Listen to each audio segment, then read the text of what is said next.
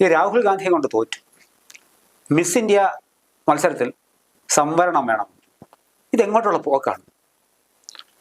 ഈ രാഹുൽ ഗാന്ധി കഴിഞ്ഞ കുറച്ചു നാളായിട്ട് ഈ പിന്നോക്കക്കാരോടുള്ള സ്നേഹം അദ്ദേഹത്തിന് വല്ലാത്ത രീതിയിൽ കൂടി വരുന്നുണ്ട്.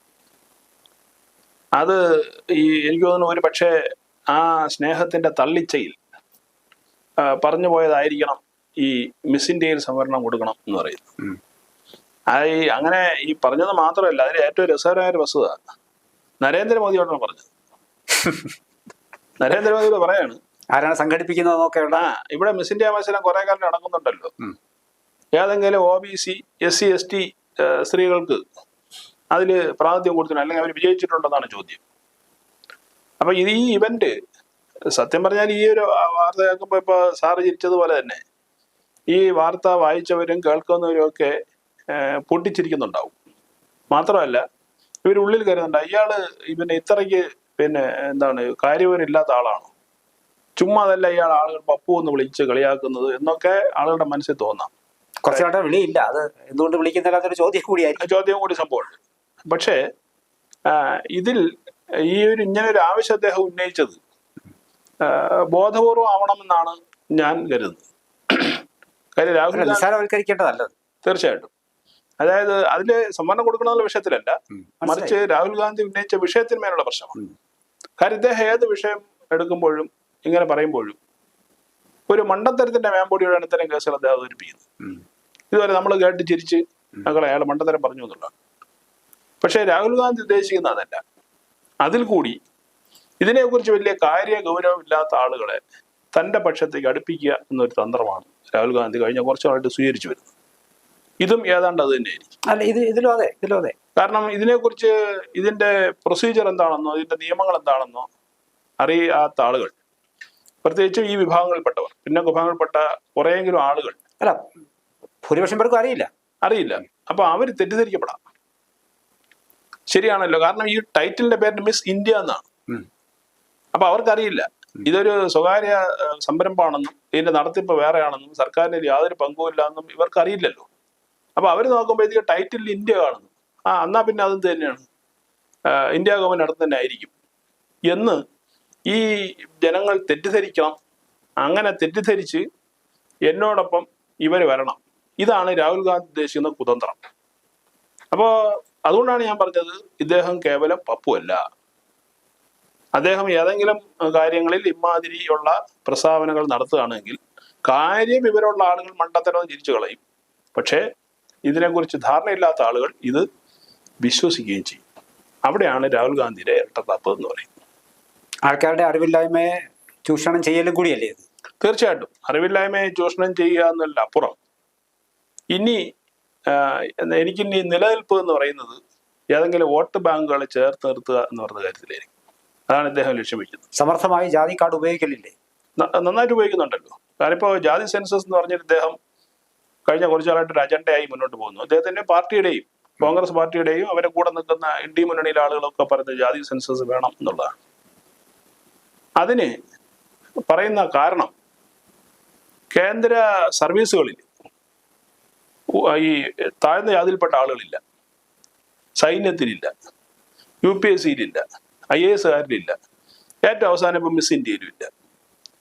എന്നിട്ട് ഇദ്ദേഹം അന്ന് ഇത് പറഞ്ഞ അന്ന് തന്നെ അദ്ദേഹം വേറെ സ്റ്റേറ്റ്മെന്റ് നടത്തി. കാര്യം 90% ആളുകളും സിസ്റ്റത്തിന് പുറത്താണെന്നാണ് അദ്ദേഹം പറഞ്ഞത്. 90% ആളും ഉദ്ദേശിക്കുന്നത് ഈ പിന്നോക്ക വിഭാഗങ്ങളിൽപ്പെട്ട, അതായത് SC ST OBC വിഭാഗത്തിൽപ്പെട്ട 90% ആളുകളും സിസ്റ്റത്തിന് പുറത്ത് ആണെന്നാണ് ഇദ്ദേഹം പറയുന്നത്. അതിലെ ഏറ്റവും വലിയൊരു രസകരമായ വസ്തുത, നമ്മുടെ രാജ്യത്തിന്റെ രാഷ്ട്രപതി ഒരു ഗോത്ര വനിതയാണ്. അത് മറന്നു പോകുന്നു, അതോ സൗകര്യം മറക്കുന്നു. പ്രധാനമന്ത്രി ഒരു OBC-കാരനാണ്. അപ്പൊ നമുക്ക് 2 ടോപ്പ് പോസ്റ്റ് ഇന്ത്യയെ നയിക്കുന്ന 2 പേരും ഇദ്ദേഹം എപ്പോഴും മെൻഷൻ ചെയ്യുന്ന 2 വിഭാഗത്തിൽപ്പെട്ട ആളുകളാണ്. അങ്ങനെ ഉള്ള രാജ്യത്ത് ആണ് ജനങ്ങളോടാണ് ഇദ്ദേഹം പറയുന്നത് ഈ പിന്നോക്ക വിഭാഗങ്ങളെ പരിഗണിക്കുന്നില്ല, അല്ലെങ്കിൽ പിന്നോക്ക വിഭാഗങ്ങളെ നരേന്ദ്രമോദി അവഗണിക്കുന്നു എന്ന് പറയുന്നതിന്റെ ഒരു ലോജിക്ക് ഇവിടെയാണ് നമ്മൾ ചോദ്യം ചെയ്യപ്പെടേണ്ടത്. അതെ. പിന്നെ മറ്റൊരു കാര്യം, ഇദ്ദേഹം ഇവർക്ക് ഈ മിസ് ഇന്ത്യയിൽ ഇവരാരും വരുന്നില്ല എന്ന് പറഞ്ഞല്ലോ, അത് ഫാക്ച്വലി തെറ്റാണ്. കാരണം 2022 നടന്ന മിസ് ഇന്ത്യ മത്സരത്തിൽ വിജയിയായത് ഒരു ആദിവാസി യുവതിയാണ്, ഗോത്ര യുവതിയാണ്. റിയ എക്ക എന്നാണ് ആ സ്ത്രീയുടെ പേര്. അല്ല, അതിലൊക്കെ രാഹുൽ ഗാന്ധിയുടെ ശ്രദ്ധ പതിഞ്ഞിട്ടുണ്ടാവും. സൗകര്യപൂർവ്വം അദ്ദേഹം മാറ്റിവെച്ചതാണ്. അതെ, ഛത്തീസ്ഗഡുകാരിയാണ്, ഗോത്ര വനിതയാണ്. അപ്പോ അവർക്കൊരു പങ്കാളിത്തമുണ്ട്. ഗോത്ര വനിതകൾ അതിനകത്ത് വരുന്നുണ്ട്. അത് വർഷം ഓർത്തോണം, 2022 ഇദ്ദേഹത്തിന്റെ പാർട്ടി ഭരിച്ചിരുന്ന കാലഘട്ടത്തിലല്ല. പിന്നെ നമ്മുടെ ഐശ്വര്യ റായ്, വളരെ മോശമായിട്ട് രാഹുൽ ഗാന്ധി പിന്നെ അധിക്ഷേപിച്ച ഒരു നമ്മുടെ ഇന്ത്യയുടെ അഭിമാനമാണ് ഈ ഐശ്വര്യ റായ് എന്ന് പറയുന്നത്. ഐശ്വര്യ റായ് OBC കാരിയാണ്. അവര് മിസ് ഇന്ത്യ ആയിരുന്നു, പിന്നെ മിസ് വേൾഡ് ആയി. ഇന്ന് ഇന്ത്യയിലെ ആളുകൾ ആദരിക്കുന്ന ഒരു കഥാപാത്രമാണ്. അവരെ ആട്ടക്കാരി എന്ന് പറഞ്ഞ് കളിയാക്കിയതേ രാഹുൽ ഗാന്ധി. നാച്ചനെ വാരി എന്നാണ് പറഞ്ഞത്. നമ്മുടെ മലയാളത്തിൽ പറഞ്ഞ ആട്ടക്കാരി എന്നുള്ള സ്ഥിതിയിൽ സംഭവം. അപ്പൊ ഇങ്ങനെ സൗകര്യപൂർവ്വം പിന്നെ OBC-കാരെ അങ്ങനെ അധിക്ഷേപിക്കാം, അല്ലെങ്കിൽ പിന്നോക്കാരെ അധിക്ഷേപിക്കാം. മറ്റു ചില സന്ദർഭങ്ങളിൽ അവരോട് ഈ വ്യാജമായ സ്നേഹം പ്രകടിപ്പിക്കുക. പക്ഷെ ആ പ്രകടിപ്പിക്കുന്ന വ്യാജമായ സ്നേഹം പിന്നെ അതിന്റെ യാഥാർത്ഥ്യം പലർക്കും മനസ്സിലാക്കാൻ കഴിയുന്നില്ല എന്നുള്ളതാണ് ഒരു വസ്തുത. കഴിഞ്ഞ ദിവസം മായാവതി, ദളിത് രാഷ്ട്രീയത്തിന്റെ ഒരു ഐക്കണാണല്ലോ മായാവതി എന്ന് പറയുന്നത്.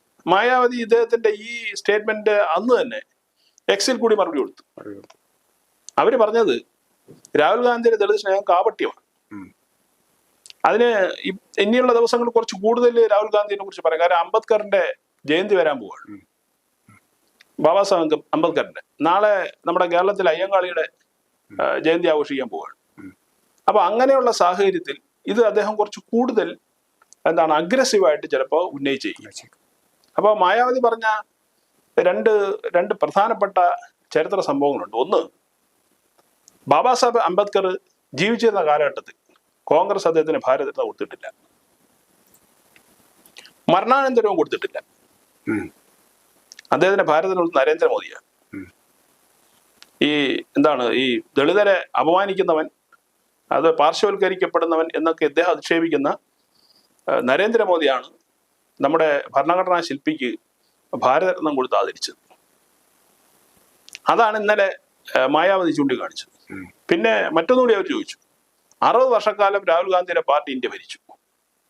ഈ പറഞ്ഞ ഉന്നത സ്ഥാനങ്ങളിൽ എത്ര ദളിതിനെയും ആദിവാസികളെയും നിങ്ങൾ എന്ത് ചെയ്തു, പരിഗണിച്ചു? മാത്രമല്ല അതിന്റെ ചരിത്രം എന്ന് പക്ഷേ രാഹുൽ ഗാന്ധിക്ക് ചരിത്രത്തിലൂടെ കടന്നു പോയിട്ടില്ലായിരിക്കാം. ഇന്ത്യൻ പ്രധാനമന്ത്രി പദത്തിലേക്ക് വളരെ കൃത്യമായി തന്നെ പരിചയമുണ്ടായിരുന്ന ജഗജീവൻ റാം, അദ്ദേഹത്തിന് എത്ര സൗകര്യപൂർവ്വമാണ് ഒഴിവാക്കിയെന്നുള്ളതാണ്. പിന്നെ ഈ അതിനുശേഷം മറ്റു പലരെയും ചില മുഖ്യ പദവികളിലേക്ക് ചില ആൾക്കാർ, ചില പ്രത്യേക സമുദായങ്ങൾ വരാതിരിക്കാൻ നമുക്ക് ആരോപിക്കാമല്ലോ. അങ്ങനെയാണെങ്കിൽ തീർച്ചയായിട്ടും. അല്ലാതെ പിന്നെ ഒരു പ്രത്യേക ഫാമിലിയിൽ നിന്നുള്ള ആൾക്കാർക്ക് വേണ്ടി മറ്റു ചിലരെ കുരുതി കൊടുത്ത ഒരു സമീപനം അതൊക്കെ രാഹുലിന് പക്ഷേ രാഹുൽ വായിച്ചിട്ടുണ്ടാവില്ല, അറിയില്ലായിരിക്കാം. പക്ഷെ അത് അറിയണം. അദ്ദേഹം ഈ പിൻതലമുറക്കാരനാണ്, ഇപ്പോ പ്രതിപക്ഷ നേതാവാണ്. ഇതെല്ലാം അറിഞ്ഞു, ഒരുപക്ഷെ വായിച്ചിട്ടില്ലെങ്കിൽ കൂടിയും അദ്ദേഹത്തിന് എത്തിച്ചു കൊടുക്കില്ലേ? ഉറപ്പായിട്ടും. ഈ വിവരങ്ങൾക്ക് അദ്ദേഹത്തിന് എത്തിച്ചു കൊടുക്കാൻ ഒരു വലിയൊരു മെഷീനറി കോൺഗ്രസ് പാർട്ടിക്കുണ്ട്. ഇപ്പൊ അദ്ദേഹം LOP ആണ്, പ്രതിപക്ഷ നേതാവാണ്. അതെ, കുറച്ച് കൂടുതൽ സൗകര്യങ്ങളുണ്ട്. ഈ വിവരങ്ങളെല്ലാം കിട്ടാനും അത് അപഗ്രഹിക്കാനും വിശകലനം ചെയ്ത് പറഞ്ഞു കൊടുക്കാനും ഒക്കെ ആളുണ്ട്. അതുകൂടാതെ ഇദ്ദേഹത്തിന്റെ കോട്ടറി, അതായത് ഈ സ്തുതി പാഠകരെന്നും പറഞ്ഞ് ചുറ്റും നിൽക്കുന്ന ചില ആളുകളുണ്ട്. അപ്പൊ ഇവരിന്നൊക്കെ ഇൻഫർമേഷൻ ഇദ്ദേഹത്തിന് കിട്ടാത്തതുകൊണ്ടല്ല, ഇദ്ദേഹത്തിന് ഇൻഫർമേഷൻസ് കിട്ടുന്നുണ്ട്. പക്ഷേ നേരത്തെ പറഞ്ഞതുപോലെ നേരത്തെ കിട്ടിയ ഒരു പട്ടം ഉണ്ടല്ലോ, പപ്പു എന്ന് പറയുന്ന പട്ടം, ആ പട്ടം ഉപയോഗിച്ചുകൊണ്ട്, വിദഗ്ധമായി ഉപയോഗിച്ചുകൊണ്ട് ഇങ്ങനെ മണ്ടത്തരങ്ങൾ വിളമ്പി മറ്റുള്ളവര് പരിഹസിച്ച് നിൽക്കുന്ന സമയത്ത് ഇതിൽ കൂടി ലാഭം കൊയ്യലാണ് പിന്നെ രാഹുൽ ഗാന്ധിയുടെ പ്രധാനപ്പെട്ട ലക്ഷ്യം. ഈ വക്രീകരിക്കപ്പെട്ട ലക്ഷ്യങ്ങൾ കൊണ്ട് നടക്കുക. വക്രീകരിക്കപ്പെട്ട ലക്ഷ്യങ്ങൾ കൊണ്ട് നടക്കുന്ന ആളാണ് രാഹുൽ ഗാന്ധി. പിന്നെ മറ്റൊരു പ്രധാനപ്പെട്ട വസ്തുത, ഈ 60 വർഷക്കാലം കോൺഗ്രസ് ഭാരതം ഭരിച്ചല്ലോ. കോൺഗ്രസിന്റെ ഉന്നത സ്ഥാനത്ത് ഇപ്പൊ നേരത്തെ ബാബു ജഗ്ജീവൻ റാമിന്റെ പേര് പറഞ്ഞത് കൂടാതെ ഏതെങ്കിലും ദളിതനെയോ ആദിവാസിയോ ഈ കോൺഗ്രസ് പ്രസിഡന്റ് സ്ഥാനത്തേക്ക് പരിഗണിക്കാൻ കഴിഞ്ഞോ? അദ്ദേഹത്തിന്റെ പാർട്ടിക്ക് കഴിഞ്ഞില്ല. പോട്ടെ, രാഹുൽ ഗാന്ധി വന്നതിന് ശേഷം ചെയ്തു. ഇദ്ദേഹമാണല്ലോ കോൺഗ്രസിലെ കാര്യങ്ങൾ തീരുമാനിക്കുന്നത്. ഇപ്പോ ഖാർഗെയൊക്കെ പറയുന്നുണ്ട്. അല്ല, ഖാർഗെ എന്തുകൊണ്ടാണ് പിന്നെ കോൺഗ്രസിന്റെ പ്രസിഡന്റ് ആക്കിയത്? രാഹുൽ ഗാന്ധിക്ക് അതിനെ താല്പര്യമില്ലാത്തതുകൊണ്ടാണ്. ഈ ഖാർഗെ അടക്കം രാഹുൽ ഗാന്ധി പ്രസിഡന്റ് ആവണമെന്നല്ല ആവശ്യപ്പെട്ടത്. അതൊരു നാടകത്തിന്റെ ഭാഗമായി ഒരു കാര്യമായി തുടരാൻ കണ്ടാൽ മതി. അതിന് വലിയ പ്രസക്തി ഒന്നുമില്ല. മാത്രം കാര്യങ്ങളെല്ലാം തീരുമാനിച്ചത് ഇപ്പോൾ രാഹുൽ ഗാന്ധിയാണ്. അത് നമ്മൾ കാണുന്നതല്ലേ. പ്രസിഡന്റ് ഒക്കെ അവിടെ ഇരിക്കും. അതിലൊന്നും വലിയ കാര്യമൊന്നുമില്ല. പക്ഷേ ഈ 60 വർഷക്കാലത്തിൽ ഏറ്റവും കൂടുതൽ തവണ എല്ലാ അധികാരങ്ങളും, അതായത് ഇന്ത്യയെ സ്വന്തം കുടുംബസ്വത്ത് പോലെ കൊണ്ടുനടന്ന പാർട്ടിയാണ് കോൺഗ്രസ്. ഇദ്ദേഹത്തിന്റെ കുടുംബം അപ്പനപ്പന്മാരെല്ലാം കൊണ്ടുനടന്നതാണ്. അവിടെ ഈ കോൺഗ്രസ് പാർട്ടി പോട്ടെ, സർക്കാർ സർവീസിൽ UPSCയിലെ ചെയർമാൻ എന്തെങ്കിലും ഈ വിഭാഗത്തിൽപ്പെട്ടവർ വന്നിട്ടുണ്ടോ? അതെ. IAS കാരുടെ എണ്ണം എടുത്തു കഴിഞ്ഞാൽ ഇപ്പൊ അദ്ദേഹം IAS എണ്ണം എത്ര പേരുണ്ടായിരുന്നു? വരണ്ടാവുന്ന ആളുകൾ പോലും അന്ന് ഉണ്ടായിരുന്നില്ല എന്നുള്ളതാണ്. ഇങ്ങനെയുള്ള ഉന്നത സ്ഥാനങ്ങളിലൊന്നും ഇവരാരെയും പരിഗണിച്ചിരുന്നില്ല. ഇതാണ് മായാവതി ചൂണ്ടിക്കാണിക്കുന്നത്. ഇപ്പോ ഇദ്ദേഹത്തിന് ദളിത് സ്നേഹം വന്നു തുടങ്ങി കൃത്യമായിട്ട് പറഞ്ഞു കഴിഞ്ഞാൽ 2024 റിസൾട്ട് വന്നതിന് ശേഷമാണ്. 98 സീറ്റ് കോൺഗ്രസിന് കിട്ടി. ഈ 98 സീറ്റ് കിട്ടിയത് അദ്ദേഹം വലിയൊരു മോട്ടിവേഷനായിട്ടാണ് രാഹുൽ ഗാന്ധിയും കോൺഗ്രസും കാണുന്നത്. എന്ന് വെച്ചാൽ ആഞ്ഞു പിടിച്ചാൽ അത് 272 എത്തിക്കാം, അല്ലെങ്കിൽ ഒരു 10-150 ആയി കഴിഞ്ഞാൽ മറ്റുള്ള സഹായത്തോടു കൂടി സർക്കാർ ഉണ്ടാക്കാം എന്നുള്ള ഒരു മോഹം ഇദ്ദേഹത്തിന്റെ മനസ്സിൽ ഉദിച്ചു കഴിഞ്ഞു. അതിന് വോട്ട് ബാങ്ക് വേണം.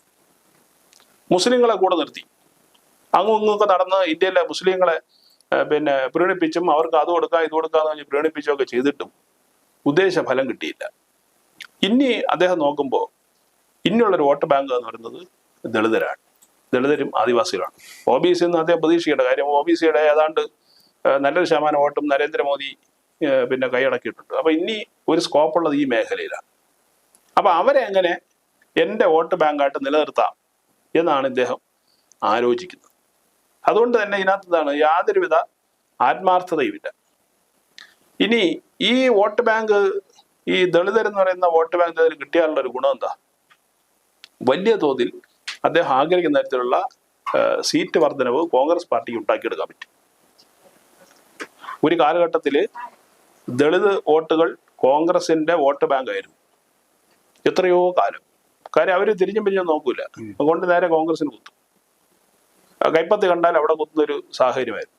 ആ സാഹചര്യം മാറുന്നത് 2014 ശേഷമാണ്. സ്വാഭാവികമായിട്ട് അവർക്ക് കൂടുതൽ സ്കീമുകൾ തന്നു, അവരെ പൊതുധാരയിലേക്ക് കൊണ്ടുവരാനുള്ള പദ്ധതികൾ സർക്കാർ കൊണ്ടുവന്നു. ഇങ്ങനെ അവരുടെ ഒരു ക്ഷേമം മുൻനിർത്തി സർക്കാർ പ്രോഗ്രാമുകൾ വന്നപ്പോൾ സ്വാഭാവികമായിട്ട് അവർക്കും തിരിച്ചറിവുണ്ടായി. കോൺഗ്രസ് ഞങ്ങൾ ഇത്രയും കാലം ചതിക്കുകയായിരുന്നു എന്ന് മനസ്സിലായി. ഇനി മറ്റൊരു പ്രധാനപ്പെട്ട വസ്തുത, നേരത്തെ നമ്മൾ പറഞ്ഞതുപോലെ കാൻഷിറാം അറിയാമല്ലോ, ഈ BSPയുടെ സ്ഥാപകനായിരുന്നു. ഈ കാൻഷിറാം മരിച്ച സമയത്ത് അദ്ദേഹത്തിന് വേണ്ട ആദരവ് പോലും ഈ കോൺഗ്രസ് പാർട്ടി നൽകിയില്ല എന്നുള്ളതാണ്. കാര്യം കോൺഗ്രസിനെ പലതവണ പിന്തുണച്ചാണ് ഈ BSP എന്ന് പറഞ്ഞ പാർട്ടി. അവര് ഒറ്റയ്ക്കും കൂട്ടായിട്ടൊക്കെ പലതവണ UPയും കേന്ദ്രത്തിലൊക്കെ ഭരിച്ചിട്ടുള്ളവരുമാണ്. അതും ഇന്നലെ മായാവതി ചൂണ്ടിക്കാണിച്ചിരുന്നു, ഈ ഒരു കാൻഷിറാമിനോട് കാണിച്ച ഒരു അവഗണന. ഇങ്ങനെ നിരന്തരമായി ദളിതിനെ അപമാനിക്കുകയും അതേസമയം അവരെ അവരുടെ വോട്ട് നേടി അവരെ ചൂഷണം ചെയ്യുകയും ചെയ്യുന്ന ഒരു ഇരട്ടത്താപ്പ് കോൺഗ്രസ് പാർട്ടി പണ്ടേ ശീലിച്ചു വരുന്നതാണ് ഭാരതത്തിൽ. ഇപ്പോൾ കോൺഗ്രസിന്റെ ഇളമുറക്കാരനായ രാഹുൽ ഗാന്ധിയും ആ വഴിക്ക് ചിന്തിക്കുന്നതിന്റെ പ്രധാനപ്പെട്ട കാരണം ഇതാണ്. ഇനി ഒരു കാര്യം കൂടെ സാധനം ഞാൻ പറയാം. നമ്മുടെ കൊടിക്കുന്നിൽ സുരേഷ് പട്ടികജാതിക്കാരനാണല്ലോ. ഇദ്ദേഹത്തിനേക്കാളേറെ രാഷ്ട്രീയ പാരമ്പര്യവും സീനിയോറിറ്റിയും ഉണ്ട്. എന്തുകൊണ്ട് കൊടിക്കുന്നിൽ സുരേഷിനെ പ്രതിപക്ഷ നേതാവാക്കിയില്ല? LOP ആക്കായിരുന്നല്ലോ. ഈ ദളിത് സ്നേഹം അങ്ങനെ വഴിഞ്ഞൊഴുകുകയാണെങ്കിൽ അതല്ലേ ചെയ്യേണ്ടിയിരുന്നത്? ആദ്യം ചെയ്യേണ്ട അതല്ലായിരുന്നു. എങ്കിൽ ഇദ്ദേഹത്തിന്റെ ഗ്രാഫ് എത്രത്തോളം ഉയരുമായത് ആളുകൾ വിശ്വസിക്കുമായിരുന്നു. എന്നിട്ട് ഒരു പ്രോട്ടം സ്പീക്കർ എന്ന് പറഞ്ഞൊരു സ്ഥാനത്തെ കൊടുത്ത് അവസാനം ഇദ്ദേഹത്തെ അധിക്ഷേപിക്കുകയല്ലേ ചെയ്തത്. കൊടിക്കുന്നിനെ കേരളത്തിലെ കോൺഗ്രസ് പാർട്ടിയും കേരളത്തിലെ ജനങ്ങളെ അധിക്ഷേപിക്കുകയാണ് ചെയ്തത്. അപ്പോൾ അതിൽ തന്നെ വ്യക്തമാണ് രാഹുൽ ഗാന്ധിയുടെ ദളിത് സ്നേഹം എന്ന് പറയുന്നത് വ്യാജമാണ്. മാത്രമല്ല നമ്മുടെ ഈ 90% പേർ പൊതുധാരയിൽ നിന്ന് ഒഴിവാക്കപ്പെടുന്നത് ഈ വിഭാഗത്തിൽപ്പെട്ടവരാണ് എന്ന് പറയുമ്പോൾ ഈ കഴിഞ്ഞ 10 വർഷത്തിനിടയിലല്ല അത് സംഭവിച്ചത്. അതെ, അതിൽ പോലും മുഖ്യ പങ്ക് കൂടുതൽ കാലം ഭരിച്ചിരുന്ന കോൺഗ്രസാണ്. അപ്പൊ പിന്നെ ഈ ഇത്തരത്തിലുള്ള വിടുവാക്കുകൾ സംസാരിച്ചിട്ട് കാര്യമില്ല. അതെ, വിടുവാക്കുകളെന്നല്ല, ഇത് വിടുവാക്കുകളല്ല, ഇത് അദ്ദേഹം ബോധപൂർവം തന്നെ പറയുന്നതാണ്. ഈ പറഞ്ഞ ആ വിഭാഗത്തെ തെറ്റിദ്ധരിപ്പിച്ചിട്ട് നഷ്ടപ്പെട്ട വോട്ട് ബാങ്കുകൾ സമാഹരിക്കുക, തന്റെ കൂടെ ചേർക്കുക, ഇതാണ് അദ്ദേഹത്തിന്റെ പ്രധാനപ്പെട്ട ലക്ഷ്യം. ഭരണത്തിലേക്കുള്ള പുത്തൻ കുറുക്കുവഴി. ഇത് ആ വിഭാഗത്തിലുള്ള ആൾ തിരിച്ചറിയും. കാര്യം അവരുന്ന വിദ്യാഭ്യാസവും വിവരവും ലോകവിവരവും ഉള്ള ആളുകളാണ് അവർ. പഴയ കോൺഗ്രസ് ജാതിപത ചിന്തയിലല്ല വിദ്യാഭ്യാസം, എല്ലാവരും. അത് ഈ BSP എന്ന പാർട്ടി തകർന്നു പോകാൻ കാരണം എന്താ? 2014 പാർട്ടി തകർന്നത്. ജാതി കൊണ്ട് വളർന്ന ഒരു പാർട്ടിയാണ്, ഒരിക്കലും പിടിച്ചെടുക്കാൻ കഴിയില്ല. അതിപ്പോ രാജ്യത്ത് വികസനത്തിനാണ് ആളുകൾ ചർച്ച, എല്ലാ വിഭാഗം ആളുകൾ ഏത് സമുദായത്തിൽപ്പെട്ടവരായിട്ടും വികസനത്തെ കുറിച്ച്, അവരുടെ അടുത്ത തലമുറയുടെ വെൽഫെയറിനെ കുറിച്ച് ചിന്തിക്കുന്നത്. അങ്ങനെ വരുമ്പോൾ ഇതിനൊന്നും ഇനി പ്രസക്തി ഇല്ലാത്തൊരു സാഹചര്യമാണ് വരാൻ പോകുന്നത്.